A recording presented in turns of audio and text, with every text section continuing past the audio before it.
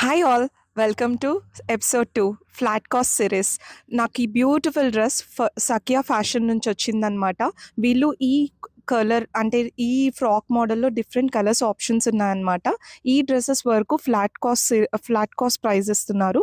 So తప్పకుండా వాళ్ళ పేజ్ని checkout చేయండి, ట్యాగ్ చేస్తాను.